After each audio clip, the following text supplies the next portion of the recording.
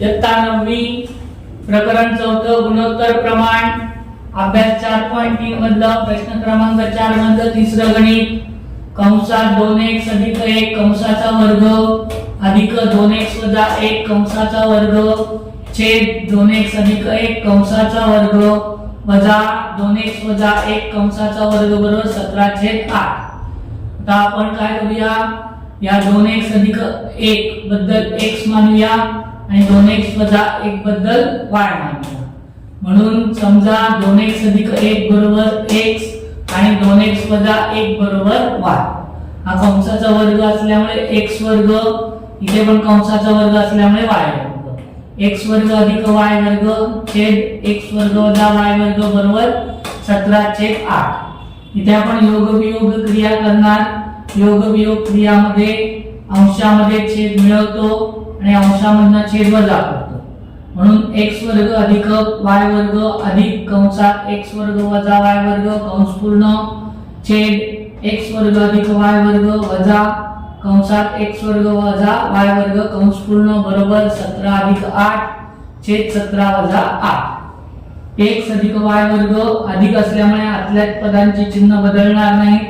अधिक x वर्ग वजा y वर्ग छेद x वर्ग अधिक y वर्ग, इथे वजा असल्यामुळे आतल्या पदांची चिन्ह बदलणार, याचा वजा होणार याचा अधिक होणार, म्हणून वजा x वर्ग अधिक y वर्ग बरोबर 17/8 25 17 वजा 8 9। अधिक y वर्ग वजा y वर्ग गेले, x वर्ग अधिक x वर्ग 2x वर्ग अधिक x वर्ग वजा y वर्ग गेले, एक y वर्ग अधिक y वर्ग 2y वर्ग बरोबर 25/9।